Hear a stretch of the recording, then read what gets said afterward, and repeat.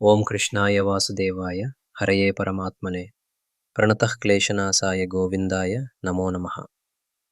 నమస్కారం మిత్రులారా, నిజపురాంజలికి స్వాగతం.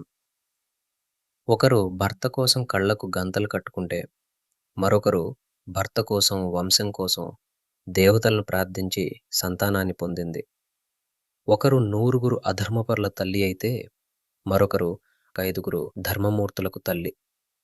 గాంధారికి పూర్తి భిన్నమైన, కానీ ఆమె కన్నా ఏమాత్రం తక్కువ కాని కష్టాలను అనుభవించిన మరో మహారాణి పాండవుల తల్లి కుంతీదేవి.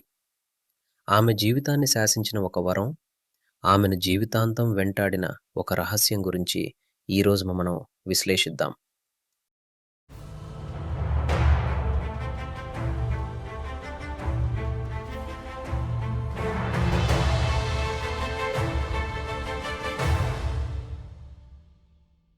కుంతీదేవి అసలు పేరు పృథ. ఆమె యాదవ వంశానికి చెందిన సూరసేన మహారాజు కుమార్తె, వసుదేవుడి సోదరి. ఈ బంధుత్వం ప్రకారం ఆమె సాక్షాత్తు శ్రీకృష్ణుడికి మేనత్త. సూరసేనుడు తన సంతానం లేని మిత్రుడు మరియు బంధువైన కుంతిభోజ మహారాజుకు తన మొదటి సంతానాన్ని దత్తత ఇస్తానని మాట ఇచ్చాడు.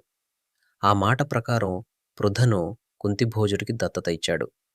అప్పటి నుండి ఆమె కుంతిభోజుడి కుమార్తెగా కుంతి అనే పేరుతో ప్రసిద్ధి చెందింది. వ్యాస మహాభారతం ప్రకారం కుంతీదేవి సిద్ధి అనే దేవత యొక్క అంశతో జన్మించింది. సిద్ధి అనగా సాఫల్యం, విజయం మరియు అతీంద్రియ శక్తి. సిద్ధికి ప్రతీక అయిన దేవత మానవ రూపంలో జన్మించి జీవితంలో ఎన్నో కష్టాలను, అడ్డంకులను ఎదుర్కొని చివరికి తన కుమారుల ద్వారా ధర్మ విజయాన్ని సాధించడం ఆమె పాత్రలోని విశిష్టత. కుంతి జీవితాన్ని పూర్తిగా శాసించింది ఆమె పొందిన ఒక వరం. చిన్నతనంలో కుంతిభోజుడి ఆస్థానానికి కోపిష్టి అయిన దుర్వాస మహర్షి వచ్చాడు. 1 సంవత్సరం పాటు కుంతి ఆయనకు ఎంతో సహనంతో, భక్తితో సేవ చేసింది. ఆమె సేవకు మెచ్చిన దుర్వాస మహర్షి భవిష్యత్తును దర్శించి ఆమెకు ఒక దివ్యమైన మంత్రాన్ని ఉపదేశించాడు. ఆ మంత్రంతో ఆమె ఏ దేవతను ఆవాహన చేస్తే ఆ దేవత ప్రసాదం వల్ల ఆమెకు సంతానం కలుగుతుంది. ఆమె ప్రత్యక్షంగా ఏ శాపాన్ని పొందలేదు, కానీ ఆమె భర్త పాండురాజు కిందమ మహర్షి నుండి పొందిన శాపం ఆమె జీవితంపై తీవ్రమైన ప్రభావాన్ని చూపింది. ఆ శాపం వల్లే ఆమె తన వరాన్ని ఉపయోగించవలసి వచ్చింది. వివాహం కాకముందే మంత్రం యొక్క శక్తిని పరీక్షించాలనే ఉత్సుకతతో కుంతి సూర్యభగవానుణ్ణి ఆవాహన చేసింది. దాని ఫలితంగా సహజ కవచ కుండలాలతో కర్ణుడు జన్మించాడు. లోకనిందకు భయపడి ఆ బిడ్డను ఒక పెట్టెలో పెట్టి నదిలో వదిలివేసింది. ఈ రహస్యమే ఆమెను జీవితాంతం దహించివేసి కురుక్షేత్ర సంగ్రామానికి ఒక ముఖ్య కారణంగా నిలిచింది. పాండురాజు శాపగ్రస్తుడై సంతానాన్ని పొందలేనప్పుడు ఆమె తన మంత్రశక్తి ద్వారా యమధర్మరాజు అంశతో యుధిష్ఠిరుణ్ణి, వాయుదేవుడి అంశతో భీముణ్ణి, ఇంద్రుడి అంశతో అర్జునుణ్ణి పొందింది. భర్త కోరిక మేరకు ఆ మంత్రాన్ని తన సవతి మాద్రికి కూడా ఉపదేశించి నకుల సహదేవుల జననానికి కారణమైంది. పాండురాజు మరణం తర్వాత 5 కుమారులను తీసుకుని హస్తినాపురానికి తిరిగి వచ్చి ఎన్నో అవమానాలను, కుట్రలను ఎదుర్కొని వారిని పెంచి పెద్ద చేసింది. లక్క ఇంటి దహనం వంటి ప్రమాదాల నుండి వారిని కాపాడింది.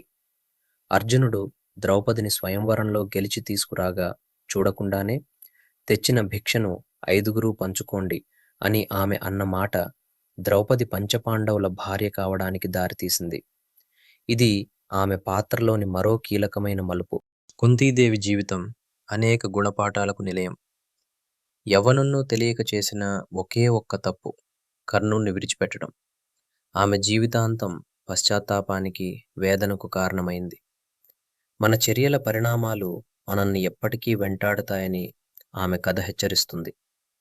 భర్తను కోల్పోయి శత్రువుల మధ్య ఒంటరిగా నిలబడి 5 కుమారులను ధర్మ మార్గంలో పెంచిన ఆమె ధైర్యం, సహనం అసామాన్యమైనవి. ఒక రహస్యాన్ని సరైన సమయంలో బయటపెట్టకపోవడం ఎంతటి వినాశనానికి దారితీస్తుందో ఆమె జీవితం ఒక ఉదాహరణ. యుద్ధానికి ముందే కర్ణుడి జన్మ రహస్యం బయటపడి ఉంటే కథ మరోలా ఉండేదేమో.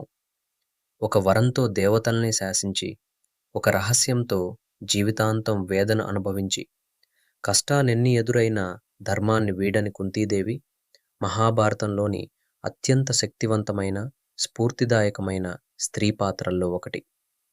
ఈ లోతైన విశ్లేషణ మీకు నచ్చిందని ఆశిస్తున్నాను. ఇలాంటి మరిన్ని ఆసక్తికరమైన కథలు, రహస్యాలు తెలుసుకోవాలంటే ఛానల్‌ని సబ్స్క్రైబ్ చేయడం మర్చిపోకండి. తదుపరి ఎపిసోడ్‌లో మరో ఆసక్తికరమైన పాత్ర గురించి తెలుసుకుందాం. అంతవరకు సత్యాన్ని అన్వేషించండి. హరే కృష్ణ.